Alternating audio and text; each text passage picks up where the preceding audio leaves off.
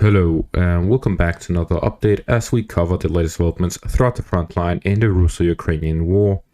We start out in the northern parts in the Bakhmut direction, where we see that the Russian forces managed to advance in the direction of Vesele as well as in the direction of Robotyne, as the Russian forces here pressured the Ukrainian positions to the north of Soledar, which is an area where they have been trying to advance here by Avdiivka as well, where they've been advancing through the railways.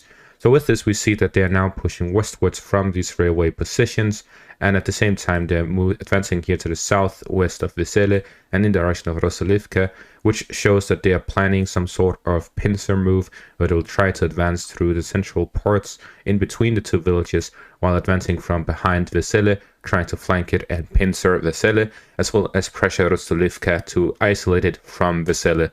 So we're seeing that there is this operation by the Russian forces here in the north trying to gain control over Vesele.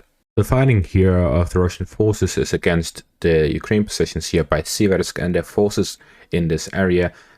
Whoever is the commanding officer of the Ukrainian forces by Siversk seems to be the most competent commander of the Ukrainian forces, as so far he's been the only one who's been able to stabilize the front line. He's even managed to gain control over Avdiivka after the Russians captured it, and since then there's been a lot of positional fightings in this direction, but there's been no territorial changes. So with this we can see that the Ukrainian commander here is very competent and is able to divert the Russian forces in the area. There is also the fact that the Ukrainian forces here actually outnumbered the Russian forces, which as the only area really throughout the whole front line.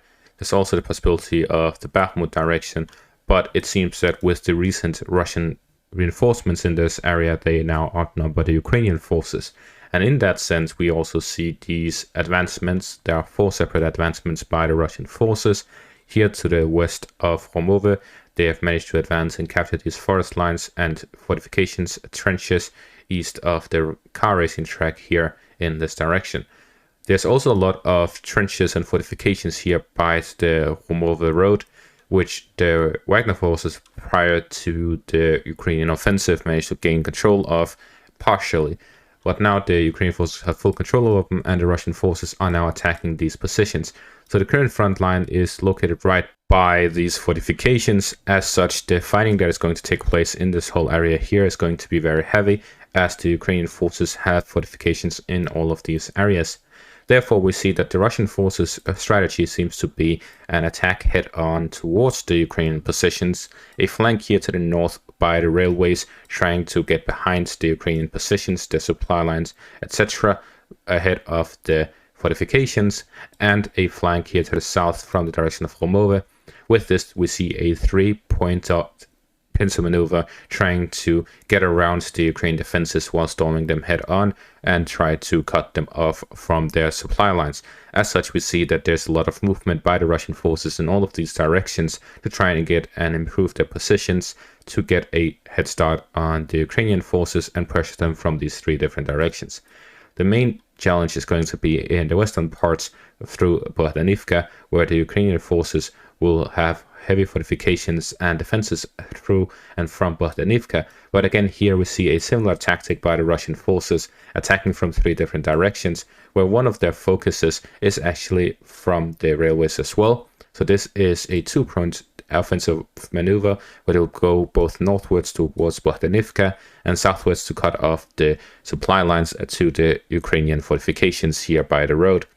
And at the same time, there's also these attacks by the north of Avdiivka and in the direction of Robotyne. So generally, this whole northern flank of Bakhmut is facing attacks from the Russian forces from all directions, all throughout the front line, with active offensive operations by the Russian forces. As such, we see that the Russian forces have concentrated a large amount of soldiers here in the northern parts. These attacks are mainly infantry based, but there's also armored support and heavy artillery support, allowing them to deploy their firepower advantage here in the north. We then move on to the Avdiivka direction, where there's been reports of heavy fighting here in forest areas, of which we get this video here. In this video, we see a Russian drone flying over the forest area, which is completely bare with the lack of leaves all throughout the forest line. As such, we see that despite the cover that the forest area provides, these drones are still able to get a proper view over the area. We see that there's constant artillery on the Ukrainian positions and fortifications in this forest area in preparation for the Russian forces launching any form of attack in this direction.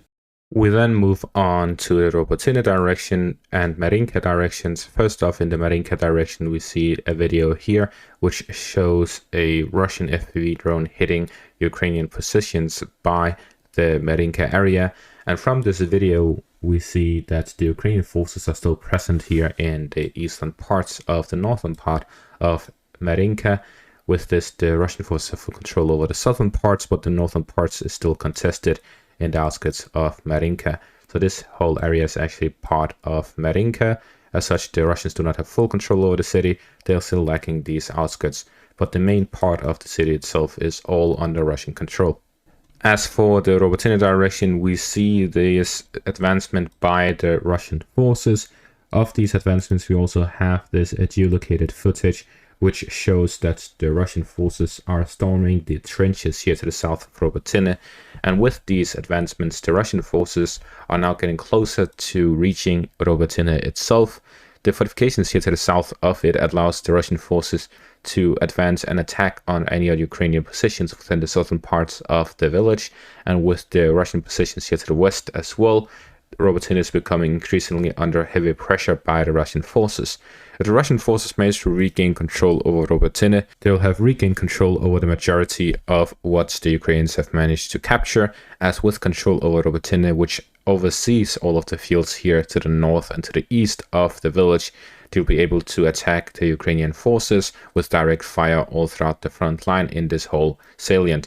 And with that, the Russian forces could launch an offensive here to the northwest of Robotyne in the direction of Avdiivka, cut off the main road, and advance here from the northern parts with cover fire from Robotyne, and then move eastwards to try and cut off the Ukrainian forces in these locations and regain full control over the salient here in the Robotyne direction. So we're seeing increasing efforts by the Russian forces to attack the flanks and directly attack Robotyne itself.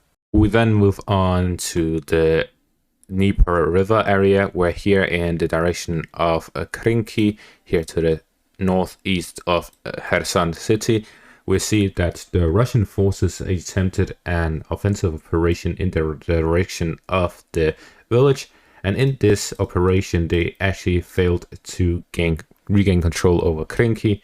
They instead lost a lot of their units. As we see in this geolocated footage here, the Ukrainian forces managed to hit the Russian deployment vehicles, armored infantry fighting vehicles, armored personnel carriers with their own artillery, and preventing them from advancing much closer than what we see here with the geolocated footage.